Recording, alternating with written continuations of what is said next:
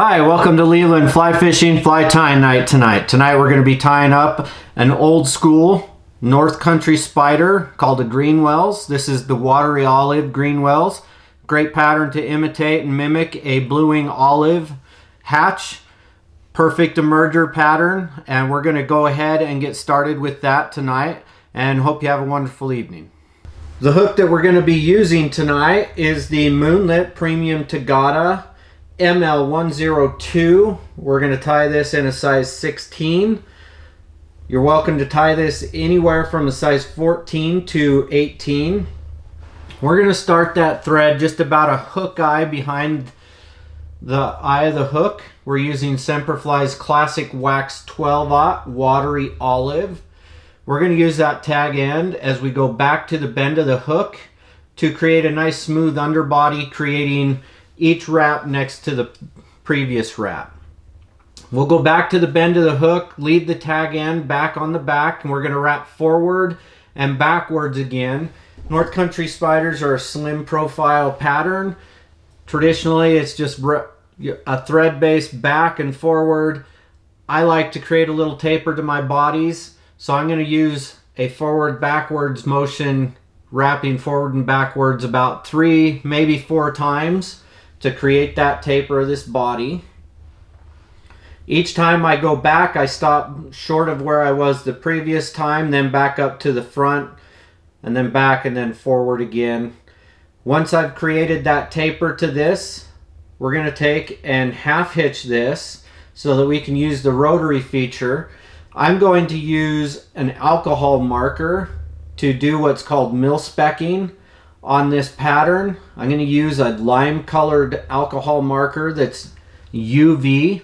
So in the sunlight, this ribbed look is going to really pop for the fish. So here I'm going to take my lime alcohol marker, and I'm just going to mark my thread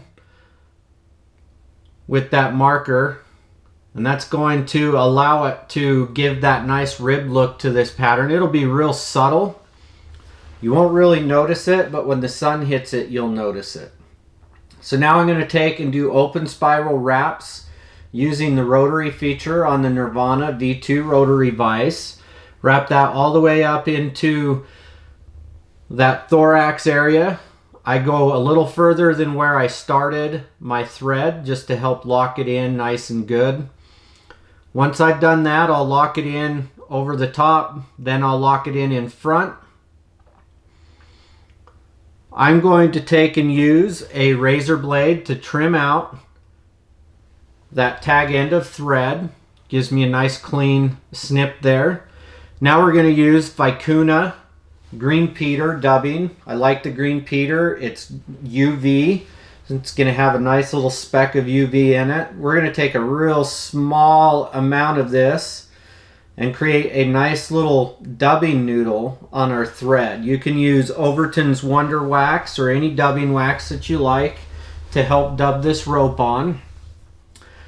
Or you can just wet your fingers as well. I'm going to get as tight of a dubbing rope as I can. Then I'm going to use my rotary feature to put this dubbing on my thorax. I'm going to make sure that I don't wrap this dubbing into that bare hook area that I've got there, because that's where I'm going to be wrapping my hackle, and I want to leave that as clean as possible. So once I've created that, I'm going to pull my hackle fibers or my dubbing fibers back so that I've still got that clean area. Some longer fibers here, as you can see. I'm just going to take and trim those out before I get started with my hackle. For the hackle, we're using Moonlit Indian hen neck feathers in a Greenwells color. It's kind of a brownish color with a black badger in the middle. All right, now we're going to take that tip end of that feather and we're going to lock and tie that in. I'll pull it back after I've gone over the top of it twice. Here I'm going to trim out the tip of that feather. So as you can see, I've got that feather stem there now. I'll pull that back, cover it up just a couple times with some thread just to help secure and lock that in. Place my thread over the top of the bobbin rest to where I'll take some hackle pliers, and I'm just going to take and wrap this. This is inexpensive hackle, so I always make sure I take my time. I wrap nice and slow. I'm going to start preening these fibers so that I can palmer them backwards and rearwards towards the back of the fly. Doing my best to be as good with this hackle and wrapping as Davy McFell. I'm going to use the hackle stem to help palmer each wrap rearward, giving me that nice clean soft hackle look without fibers poking all the way forward.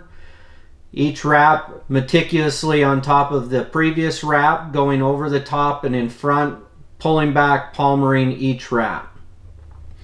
Once I've got that covered, I'm going to take and finished, I'm going to take my thread and we'll lock in that stem over the top twice.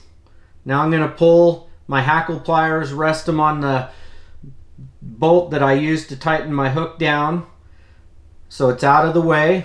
Pull all the hackle fibers rearward and then create a nice head, helping push all the hackle fibers rearward in a nice clean motion.